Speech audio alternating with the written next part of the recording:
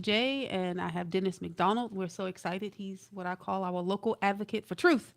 Thank you. Thank you. All right, so we're good to go. He doesn't need to move any closer to the microphone. His voice carried pretty well, didn't it? Testing. How's this? It's If man, he got nice that and clear. he got that radio voice. Yeah. All right, we get ready to begin. This is continuing our conversation. So this is going to be good. Truth, transparency, and religious liberty. A continuing conversation. Of course, we're going to be talking about the Pierre Tristam. Yes. Yeah, we can talk about that. All right, I'm ready. You ready? Whenever you are. You are now tuned in to Today with Pastor Jay on WNZF News Radio, where we discuss inspiring and informative news. And now here's your host, Pastor Geraldine Denny. Good morning, and welcome to Today with Pastor Jay on WNZF News Radio. I'm your host, Pastor Geraldine Denny, and every week we bring conversations that challenge us to think critically, stand courageously, and view current events through the lens of faith and truth. A few weeks ago, actually last week, we began a conversation with former Palm Coast mayoral candidate Alan Lowe about media influence, accountability, and the growing concerns many citizens have regarding local journalism, public narratives, and the treatment of conservative and Christian voices. So today we're continuing that conversation. Joining me is Dennis McDonald. I call him a longtime local advocate for government transparency, accountability, and truth. Dennis has spent years paying attention to issues many people overlook, asking difficult questions, and encouraging citizens to stay informed and engaged. So we'll discuss the ongoing lawsuit between former Flagler County Commissioner Joe Mullins and FlaglerLive publisher and owner Pierre Tristam concerning his influence, and we'll also talk about concerns about media influence and the church case in Flagler Beach that has raised important questions about religious liberty and government authority. So, Dennis, I want to welcome you to Today with Pastor Jay. Good morning. Thank you. So, Dennis, before we discuss specific issues, let's start with a broader question. You've spent years advocating for transparency and accountability.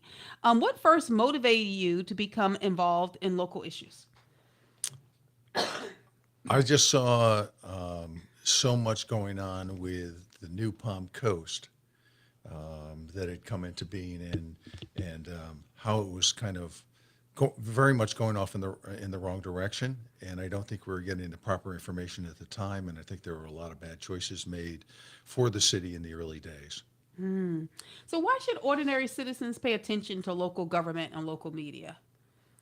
Well, for one, I mean, on an immediate basis, if you pay attention to your utility bill, okay, there it is. I mean, that hits home in your pocket, right off the bat. And there's been issues with the utility company for Palm Coast for years and years, for a very long time. So that's one reason that directly affects absolutely everybody, all the ratepayers in Palm Coast right now. You know, a lot of people feel disconnected from what's happening in their own communities. Why is local engagement more important than ever? Well, it's the only way you're going to change anything. You're certainly not going to change anything from the top. Have you ever seen that happen? No, So not usually. it has to change from the bottom, and so I'm hopeful that now that things have changed a lot in Palm Coast, and I'm hopeful that more people will take part in the process. What do you think about truth? What role do truth play in maintaining trust between citizens, elected officials, and the media? Well, certainly, we've been at a loss for trust with the public officials. If you see what's going on with Palm Coast and what's going on with the city manager thing, That's been a long time coming. it's just amazing what is going on, and so and unfortunately for the last 4 or 5 years, we've had acting city managers that got put in as city managers and didn't really want the job. I mean, Denise Bevan said publicly, "I don't want the job," but she got the job. Okay, then you got Lauren Johnston, who was in there, and there was many things put off. But one of the ways what people don't realize is on the city agenda, the only way anything gets onto the city agenda is the city manager puts it on there. It's not the council members. The council members do not make the agenda. The city manager does. So if you're seeing something on the city agenda that you think shouldn't be there or should be, how can I say, researched, more, then it's the fault of the city manager. Okay, in the past, what we've had, and so when you look at some of these agendas went on for like 4 hours. It's almost like they were rushing these things through just to get them done. You think that's on purpose? Oh, absolutely, it was. Okay, during the Bevan Johnston years, it was just horrible what went on with the city and all the things that happened. But one of the benefits that we had though was last March when we had the bond issue for many millions of dollars, to fix the utility company. So they said, Mike Norris was the new mayor, and he actually called Jason DiLorenzo up to the podium, okay, and asked him right out of the blue when they're having the discussion about millions of dollars, okay, how many units are there presently in the residential queue that have the ability to be built? In other words, they have development orders that have been issued by the city and signed, so they could go in and pull a building permit anytime they wanted, okay? And he very sheepishly had to admit, because he was on the spot, there's 19,000 units. 19,000 units? 19,000 residential units that at that point in time, last March, could be built and could pull building permits. So if you think about that, that doesn't include all the permits that were presently out that everybody sees, groundbreaking and construction going on and so on. So we are, if I remember correctly, I think Jay Gardner told me that we have just short of 60,000 residential units in Palm Coast. So that means you've got a third more sitting in the queue that could be built, but yet we're out having, we're getting more and more of these developments pushed at us. And, everybody likes to talk about affordable housing. I've said this many times at the city meetings. There's no such thing as affordable housing unless there's a contract that's tied to the deed of the property that you're going to approve and give them, more units or some consideration for it to be affordable, okay, unless there's a contract on the deed that makes it happen. Okay, whether it be the median income of the person who's going to buy it or rent it or whatever, but there's no contract on any of this stuff. And so consequently what happens is you have these people running around saying, well, you got to approve this because we need affordable housing. It's not affordable housing because it's not held to a contract. So it's a fake. It's a head fake. It's a really good head fake. Well, it's working. It worked to the tune of 19,000 units. Well, how can people become informed without becoming cynical? Well, you don't have to go to the city meetings, but you can certainly pay attention and you can listen, to the recordings, which is a great way of doing it. And I know a lot of people do that. And then when you've really got something to say, you come down and present it to the council. If you watch these hearings, you don't have to listen to every word. You can fast forward through it. Their technology that they have is very good, so that you can skip through and listen to the points that you want to listen to and don't have to waste a lot of time. And you can listen to it at 11 o'clock at night some night when you've got time. Right. So, but that's one of the good things. But we've got a massive amount of residential units, but yet we're talking about, approving more and more and more. More and more. And so the interesting thing was that then Mike Norris, the new mayor, who's obviously not an advocate of building any more units because we've got plenty. Then he asked DiLorenzo before he left the podium. He goes, "Do the many millions of dollars that we're approving today, okay, does that in fact cover the 19,000 units?" Okay. In other words, if we get this bond issue that they're asking for, does that take care of the 19,000 units? And the answer was no. Wow. So, it's this ongoing process. Do you believe that there's been a decline in public trust toward institutions? Oh, absolutely. And this is a perfect example of it. It's Because most people don't know what's going on. No, they don't. But the ones that wake up they're going, what have we gotten ourselves into? Exactly. And And the swells are a huge issue. I mean, I'm seeing people with sea-doos and stuff going down the street every time there's a rain. right, right. And so, it's we have just everybody sees how many vehicles the city of Palm Coast has, all right? And during the course of the day, there's boatloads of them just sitting parked. So how is it, that's just one of the issues that you see people talking about online Spending all money, the time. spending money. Let's just spend the money, spend the money. Right, exactly. The salaries. I see the salaries are going up too. The salaries go, here's an interesting point on that. Okay. Government service, federal government service. If you're a GS 15, which is the top tier, okay, and then every tier in GS, there are 10 steps to get to the top.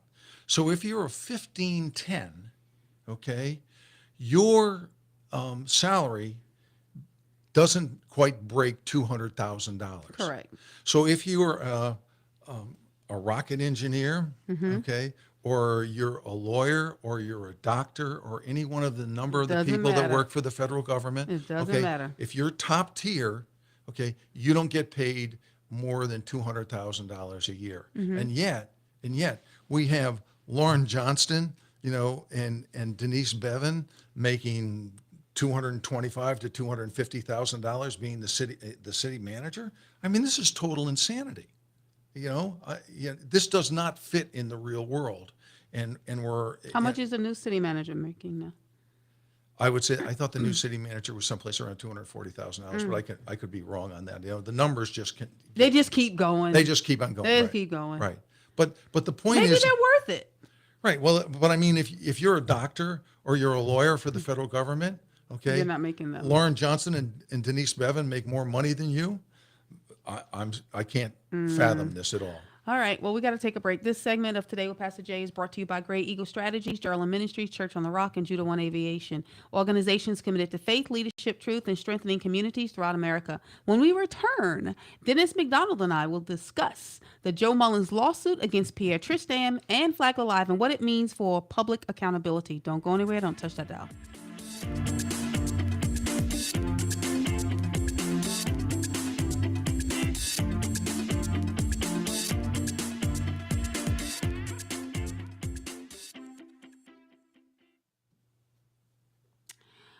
You ready?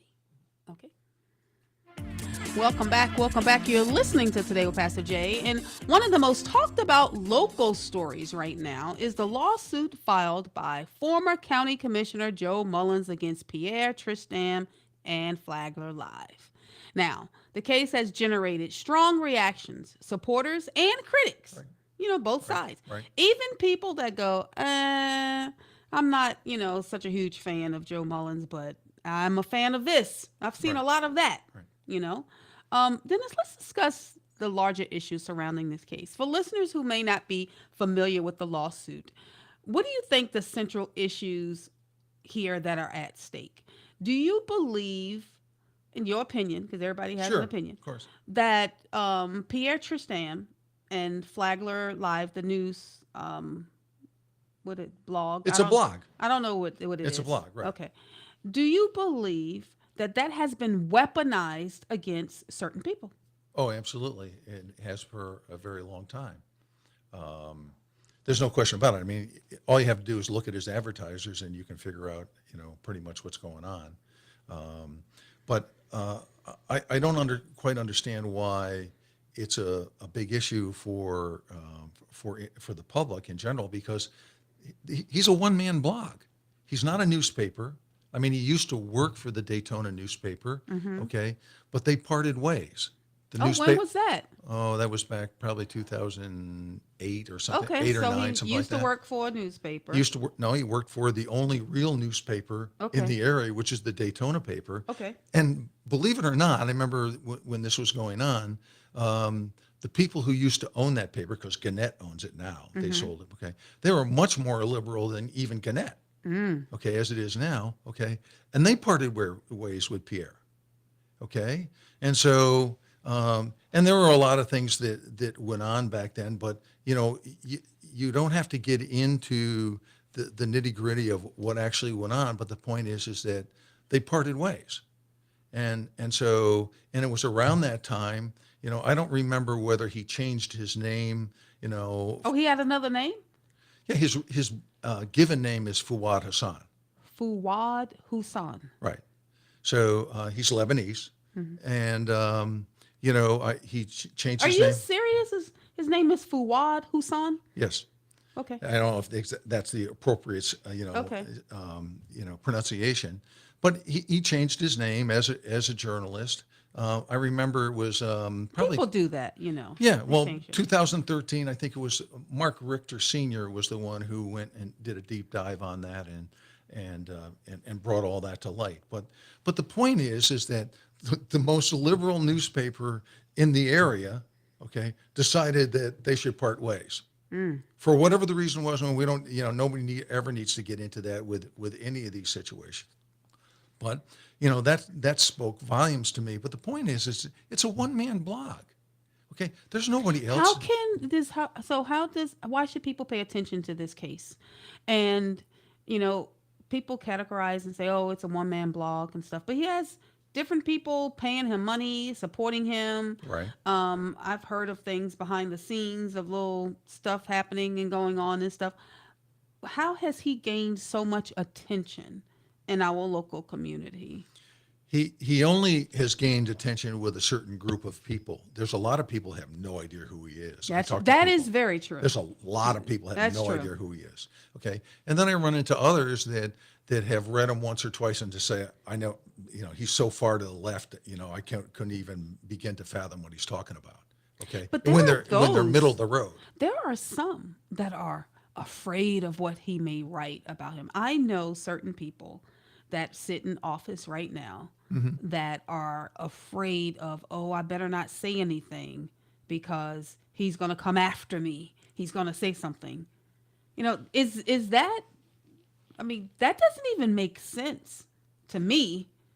Well, and so judging by what you see, okay, that's factual, okay, yes, he is going after people. And so my question is that what went after him? Was that what happened when he worked for a major newspaper?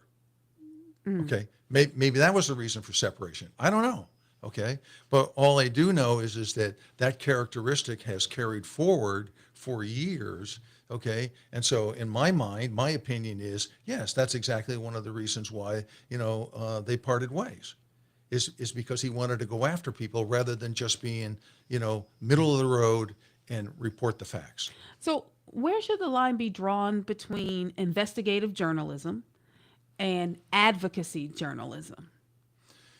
Well, the way I see his nonprofit, and having read, some of the... Which I learned just right. last week, that his Right. nonprofit is supposed to be non-biased Exactly. reporting. Exactly. And so, nothing... I don't care who you are, even if you're on the left. If you read his blog, his one-man blog, it's bias. Okay? Is it because, we're a small town? I know people think we're a large town, but we're a small town and everyone's hungry for information. So they'll just consume and read anything? Yeah, but fortunately, there are some other blogs that have started up. Oh, okay. Okay. And, they're easy to find. I'm not a big, Facebook or Right. Yeah. But there are other blogs that have started up, and you can get some very good information from them. And so my point to what's going on here in town is that why aren't the other blogs being given equal time? Ooh. Let's hear from everybody. He's a one-man blog, so why can't we hear from other one-man blogs in Palm Coast or Flagler County? And I thought that would, but I know that there's one program that's on Friday, okay, and he's a consistent, contestant, as I like to say, okay, that's always on offering his opinion. Why can't those other blogs be invited, to be on that show? Maybe that's a relationship. Well, maybe. Because, a lot of things is built on relationships, right? So maybe he has built relationships with other organizations or other news outlets or other places and have built a relationship of you scratch my back. I don't know. I'm just saying Maybe. this. I don't know. Well, and it's interesting because, of course, The Observer is not a newspaper. Okay. Okay. What is it? It is a coffee table advertiser. That's Okay. what it's known as in the business. It's a coffee table advertiser. Okay. What does that mean? It means Catch me up. Okay. It means that you've got to have 60% advertising and 40% content in order to make money. Gotcha. That's the break-even point. Okay. Now, and so I understand what Brian's up against with that, and Brian doesn't want to offend anybody with what he puts into the paper, and I appreciate that Right. because that coffee table advertiser lays around for a week or whatever on your coffee table, and everybody reads it, and so you don't want to be offensive in any way or What form. happened to just reporting the facts? What happened to that? Are we done with that? It seems to be what's going on the national basis. Whoever is promoting you and giving you the money to be in the news media.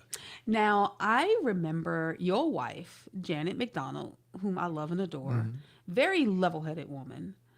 She was on the school board. Yes. Oh, he did. Some of the things that he wrote about her were not kind. No, not at all. And as I tell her, is that she when she started this, she told everybody she was a good Republican, and so that meant term limits, and she was going to do 2 terms, and that's what she did. Right. And as I credit her all the time, I kid her and I say, you did back-to-back chair, okay, during COVID. She did. And there was no crazier time to be on the school board than the COVID time. Okay. I mean, everything was in an uproar. The deputies would meet you at your car and walk you into the building. They would walk you out of the building at night to make sure you got in your car and you were safe. That Rick took very good care of everybody on the school board.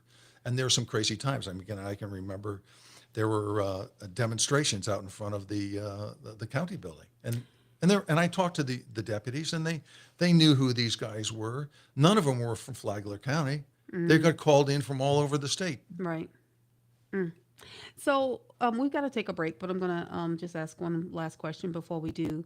Do you, in your opinion, believe that Christians and conservatives have been targeted unfairly through this blog? Without a doubt. All right, guys, on that, we got to take a break. Don't go anywhere. Don't touch that dial. You are listening to Today with Pastor Jay.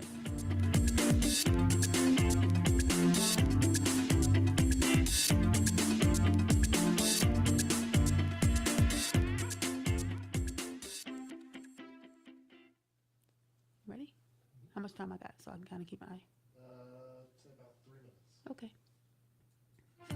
Welcome back. Recently, back in January, a church in Flagler Beach made national headlines after a court order prohibited it from conducting worship services in its location. And the case drew attention from faith leaders across the country and reignited conversations about religious liberty, zoning authority, and the rights of churches to gather and worship. So, Dennis, this is a story that matters because we're seeing a lot of targeting of churches. In the same shopping center, I guess the FOP. Yeah, the FOP is right. in the same shopping center. They're in the same shopping center, and Yep. they're having bingo and all these other gathering services. And now here we have a church that's going, oh, yeah, no, can't have service there anymore. Yeah, my understanding is that there's some type of restriction Right. that was made, and it's got to do with no public assembly. Correct. Okay, so yeah, I would certainly say that the FOP is having public assembly. If they're assembling for meetings or whatever in that building, and I don't know that it makes any difference whether their space is 1,000 or 1,500 square feet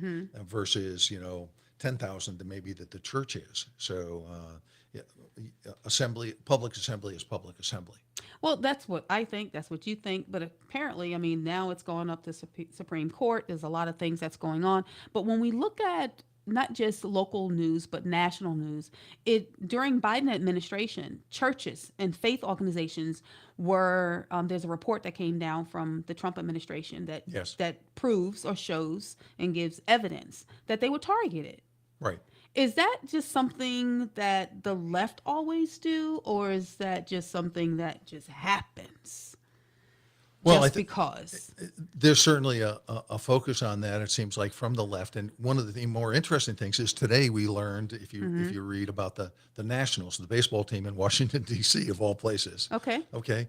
Where some guy got fired who was apparently, somebody caught him talking to a reporter, and he was explaining how they had factored out some pitcher by the name of Trevor. I don't follow baseball. I don't know. Right. Okay. And, they essentially were sidelining him, and because he was a Catholic. Wow. And so that's the big uproar right now that's going on a national basis. And so, it seems like a lot of this has been going on, in the national, leagues Right. everywhere, whether it be football, basketball, or whatever, so, but to have it come out in going on in the Nationals in Washington, D.C., and this all was happening, back under the Biden administration. I mean, it's a lot to be said. What are Christians to do? How do we engage, right? And how do we continue in this fight? We just must stay in it. Do you think Americans are taking religious liberty for granted? Think about COVID. Remember they shut the churches down? I mean, it was just crazy. Government did some crazy things. Yeah, and I think they're taking it very seriously now. And I think, what's interesting that you say that is that one of the tie-ins to that is the young parents figured out what was going on because of COVID. Because all of a sudden, the parents were seeing what was, because they had to work with their kids at home online, they were seeing what was being delivered in curriculum. Yes. Okay? And then the FBI targeted parents that went to school board meetings. Right. And so, but that created an awareness and a tsunami.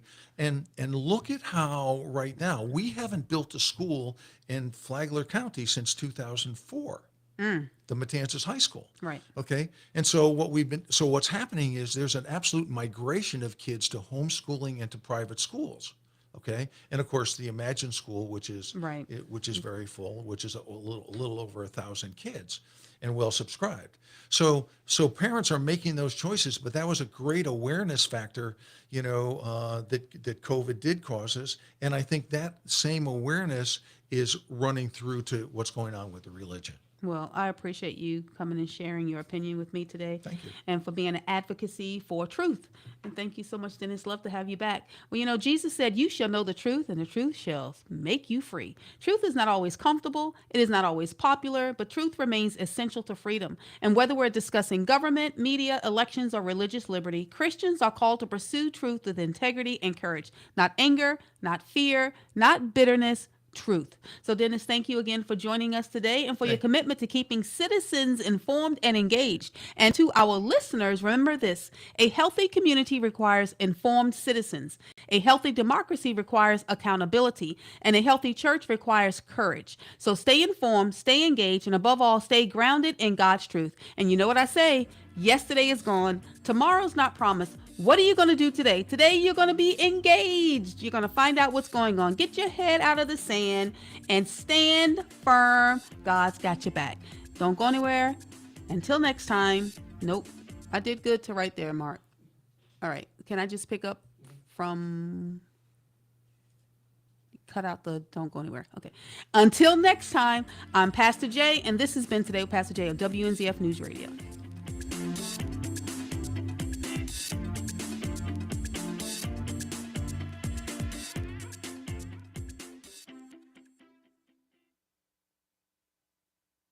For like 1 or 2 minutes, real quick. So let's really talk about this lawsuit. I mean, you don't know a lot. I don't know a lot about the lawsuit. All I know, I don't either. Right. All I know is people have appeared to have been targeted because, I mentioned. Remember the vote? I mentioned this on my last show. Right. Okay. Here's the thing. People may not have liked it, but the only thing that came out was, the 2 people that voted it down. They didn't even talk about the other 2 people. How are you supposed to have a balanced thing? You have one person that was nominated and one that nominated themselves. Right. So that's one-sided reporting. Any of the 4 people could have put a stop to it. Sure. But he focused on just 2 people. Yeah. That's just a classic example. And I mean, I'm just sitting here going, Yeah. it's And as far as that's Joe a, goes, Joe has been woo. He's been. I mean, he can't sneeze without an article being written about him. well, he's found it to be convenient to poke at Joe, and apparently financially it must do well for Fuad. Fuad. Yeah. So Okay, it must do well for Fuad. well, Fuad is obviously making his supporters happy. Well, Okay, he financial and his supporters. wife had the FYO, the Flagler Youth Orchestra. Yes, they did. Right. Right. Yeah, we didn't even talk about that part. Well, it's the Flagler Youth Orchestra was always how can I say a great mystery to a number of people. But here's my biggest problem with that is that both Pierre and his wife, okay, those kids that participated in the Flagler Youth Orchestra, I don't think people understand. Maybe the parents do of those kids, but they never got matriculated credit on their transcript for that time that they were in the youth orchestra, because the youth orchestra was purposely kept outside of the school. So all those years. So I'm just going to put it in easy vernacular terms. In other words, they got no band credit. They got no band credit, and so consequently that might have hurt them when they went off to college. Now, Wow. and I mean, it was a club, private organization. but or how whatever. can they kept their money? But here was the big problem, okay, That went that I towards the asked kids. about this. How can two people, okay, both Cheryl and Fuad, okay, how can they be signers on bank accounts that have an EIN number from the school system? This is totally improbable. I don't understand how. And so what I don't understand is how come the attorney, Christy Gavin, who was around for years, who knew full well that this was going on, how come that wasn't stopped? And so the only way it was stopped is there was a federal whistleblower complaint made. Wow. Well, that's for another time. Man, that's a lot. Well, thanks, Dennis. I Right, appreciate welcome. it. Thank you, guys. We had a great day. Have a wonderful